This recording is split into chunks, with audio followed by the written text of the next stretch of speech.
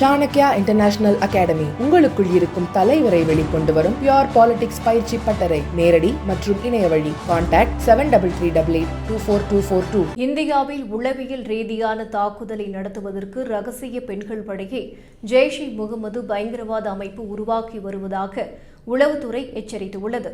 பெஹல்காம் பயங்கரவாத தாக்குதலுக்கு பதிலடியாக ஆபரேஷன் சிந்தூர் நடவடிக்கையை இந்தியா மேற்கொண்டது.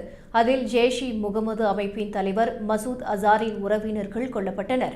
அதற்கு பழிவாங்கும் விதமாக இந்தியாவில் பெண்களை வைத்து உளவியல் ரீதியான தாக்குதலை நடத்த ஜெய்ஷ்-இ-முகமது அமைப்பு திட்டமிட்டுள்ளது.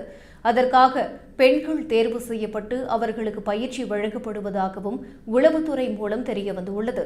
சமூக வலைதளங்கள் மூலமாக தவறான தகவலை பரப்புவது, மக்களின் மனநிலையை மாற்றும் வகையில் பிரச்சாரங்களில் ஈடுபடுவது போன்ற சதி செயல்களில் ஈடுபடுவதற்கு அந்த பெண்களுக்கு பயிற்சி அளிக்கப்படுகிறது.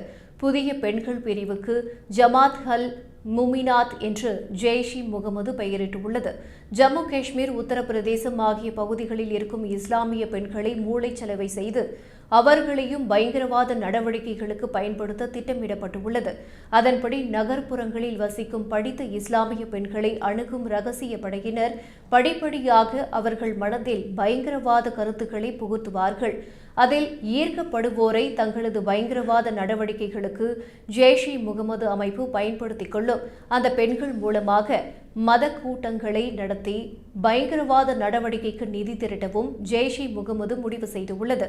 இதனால் உளவுத்துறை அமைப்புகள் மிகுந்த எச்சரிக்கையுடன் செயலாற்றி வருகின்றன.